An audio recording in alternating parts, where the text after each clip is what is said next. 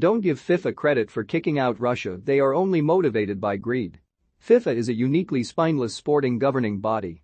That's no mean feat, but this weekend's comically feeble set of initial sanctions on the Russian football team, in the wake of last week's invasion of Ukraine by Russian forces, was a good reminder of their recent history of relative moral bankruptcy. Having initially refused to ban Russia from footballing competition, FIFA then announced on Monday that the team will be suspended until further notice. Seeing football's governing body begrudgingly cave to public pressure from fans, individual FAs, players and precedent from other sporting bodies was the type of quick about-face often seen in organizations with no driving principles, bar those of self-interest and convenience. For the latest updates on the Russia-Ukraine war, visit our live blog. Russia-Ukraine live. In case you were actually out enjoying your weekend instead of doomscrolling and half-watching the Carabao Cup final, here's a reminder of how exactly this sorry episode unfolded. After a handful of countries' FAs, fellow World Cup qualifying playoff teams Poland, Sweden and the Czech Republic chief among them, along with England, released statements confirming they'll refuse to play against Russia for the foreseeable future, FIFA put out their own communication on Sunday, a sad damp squib of a statement after individual countries had taken much stronger stances. The current FIFA administration has proven itself no better than the one it succeeded when it comes to almost any issue affecting the game. Russia, FIFA said, could still play their games, obviously, but under the name of the Football Union of Russia, not just Russia. On top of that, they can't display their flag or play their home games in their own country. It's like a parent confiscating a naughty kid's phone, but leaving them with their laptop, iPad, PlayStation and spare phone.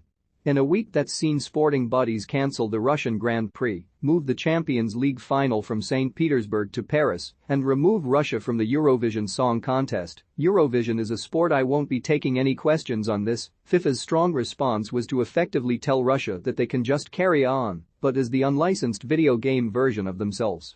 The first men's international match to be impacted by this ban, in case you needed reminding, is a Russia vs Poland qualifying playoff for a place at a 2022 World Cup in Qatar, which has already been marred by grave human rights concerns and quite probably a crooked bidding process.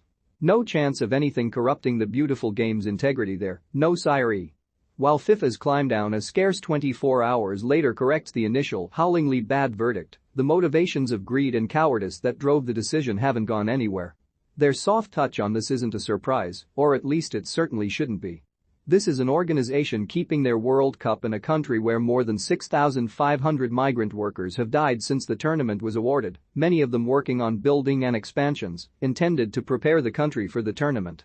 To view this video, please enable JavaScript and consider upgrading to a web browser that supports HTML5 video. This is also the organization whose current president said, just weeks ago, we need to give hope to Africans so they don't need to cross the Mediterranean in order to find, maybe, a better life, but more probably death in the sea.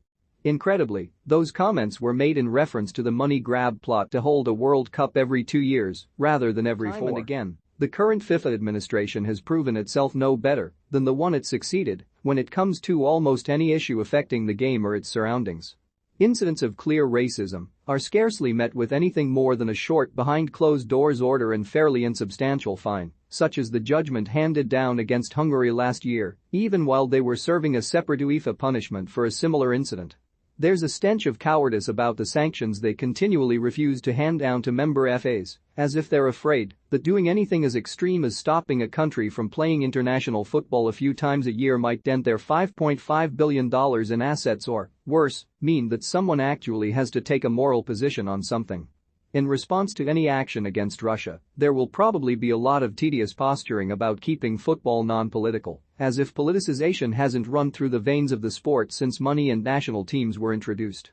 If we're keeping football non-political, should we mention that the same FIFA president, Gianni Infantino, was presented the Russian Order of Friendship Medal by Vladimir Putin in 2019, after what the former called the best World Cup ever in Russia? Probably fine. Certainly nothing to read into there. Ralf Rangnick responds to Man United fan asking to sign Haaland, Rice, and Count Ukraine international Rakitsky may have played his last Zenit game, says manager. Turkish footballer reveals why he refused to wear no war t-shirt. It's all too rare that football finds collective courage on issues like this, but the fact that Russia has received the footballing sanctions they deserve is because the collective will of players and FAs forced it, not because FIFA has a conscience. If the situation in Ukraine doesn't change in the coming months, the Women's European Championships in the summer is likely to be the first of many major flashpoints for football. What decision will FIFA make? The same one they always make. Whatever works best for them in that exact moment. There's no deeper meaning, no secret agenda, no principles to consider. Just greed and cowardice all the way down. Do you have a story you'd like to share? Get in touch by emailing ross.mcafferty@metro.co.uk. Share your views in the comments below. More Russia banned by FIFA and UEFA from football including World Cup. More Czech Republic joins Sweden and Poland in refusing to play in Russia and increases pressure on FIFA. More Wojciech Szczesny makes passionate plea to FIFA after Poland boycott Russia match.